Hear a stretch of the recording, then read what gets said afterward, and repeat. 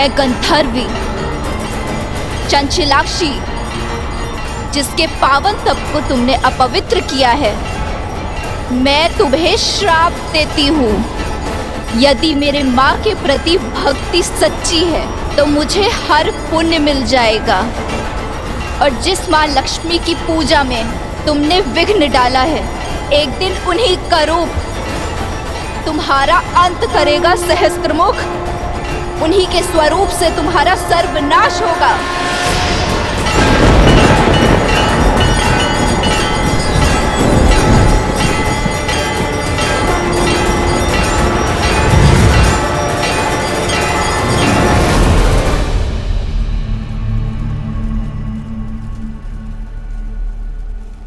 ये वही है जिसके बारे में चंचलाक्षी ने कहा था, मेरा अंत है ये। संसार को भ्रम के जाल में फंसाने वाले मेरे भैया आज स्वयं एक भ्रम से भयभीत हो रहे हैं। शांत हो जाइए भैया, ये वो नहीं है जो। ये वही है, ये वही है, और भय भ्रम से नहीं, श्राप से है मुझे। उसने कहा था कि लक्ष्मी धरती पे जन्म लेगी, और फिर वो लक्ष्मी में समा गई थी। कहीं संसार का संदेह सत्य तो नहीं? कहीं सीता लक्ष्मी का रूप तो नहीं?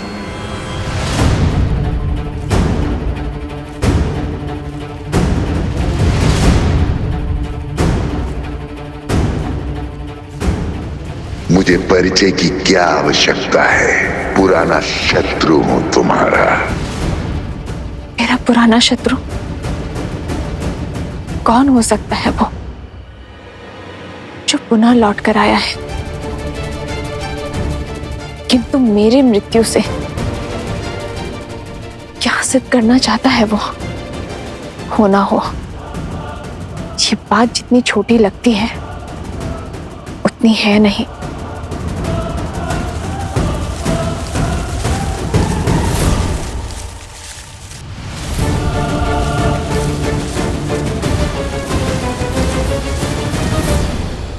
रावण के कानों में भी यही बात पड़ी थी ना। सबने कहा था ना कि राम विष्णु है, नर रूप में नारायण है, कहीं लक्ष्मी स्वरूपा सीता मेरे अंत का कारण तो नहीं। कदाचित तभी न रावण राम का वध कर पाया, और न ही सीता का स्पर्श। भैया, बल के पर्याय सहस्त्रमुख रावण हैं आप। यदि आप निर्बल हो जाएंगे तो हमारे कुल की शक्ति कौन बनेगा?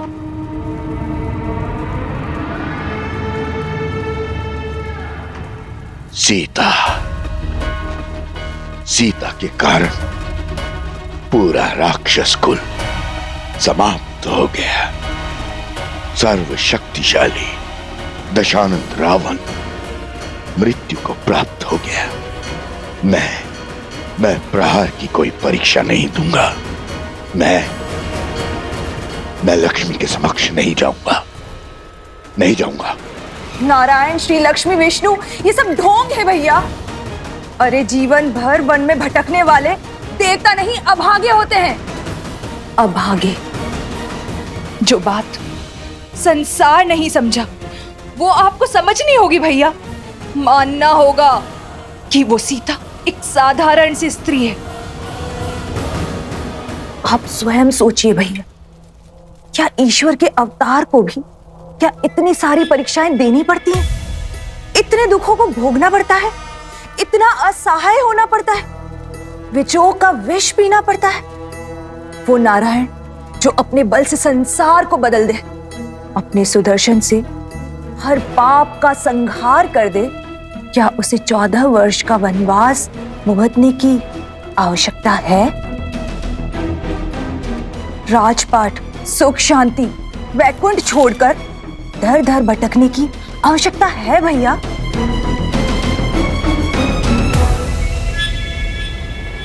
और जिसे आप लक्ष्मी समझ रहे हैं, जिसके भय से थर थर कांप रहे हैं, वो पूरे 1 वर्ष तक हमारे भैया की बंदी रही।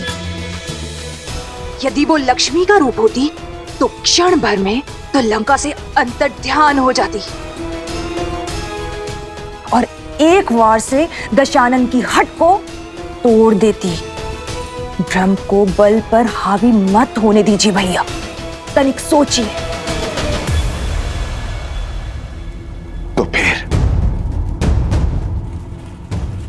सीता के पीछे मुझे उस चंचला की छवि क्यों दिखाई दी?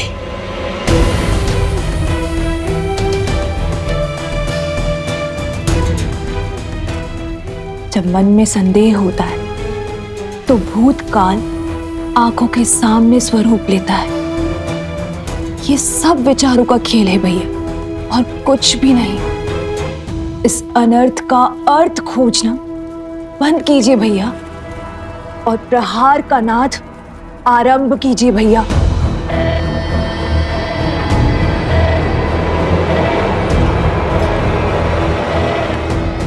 यदि विश्वास हो गया हो तो आगे बढ़े। हमारा अगला दांव शीघ्र, अति शीघ्र चलना होगा हमें भैया।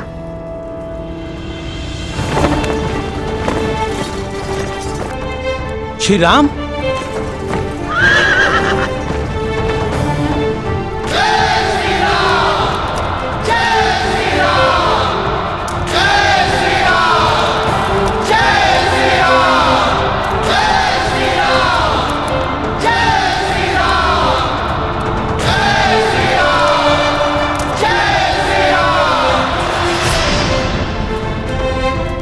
मैं आप सभी के भावों को समझता हूं, किंतु सर्वप्रथम मैं अपने भाइयों और मित्रों से मिलना चाहता हूं। कहां है वो?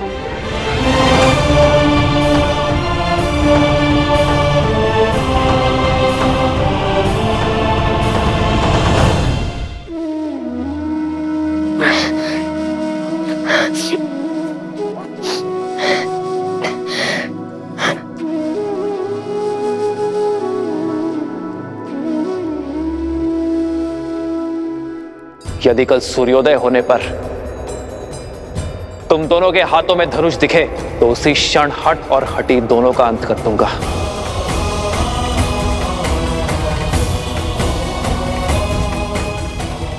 कल भोर होते ही अश्वमेध यज्ञ के अश्व और हनुमान को लेकर मैं अयोध्या के लिए निकल जाऊंगा।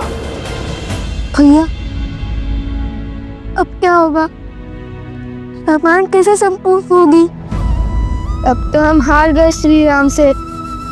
हमें अश्व लौटाना ही होगा। अश्वमेध यज्ञ संपूर्ण होने का अर्थ है हमारी प्रतिज्ञा पूर्ण रहना। वो प्रतिज्ञा जो हमने देवी सीता और श्री राम को साथ मिलवाने के लिए ली थी। यदि सिया राम ही साथ नहीं आएंगे तो राम राज्य कैसे आएगा?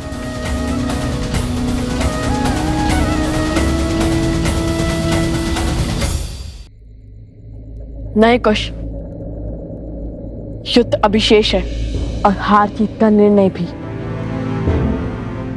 आज जो भी हुआ वो अकल्पनीय है, इतिहास का भाग बन चुका।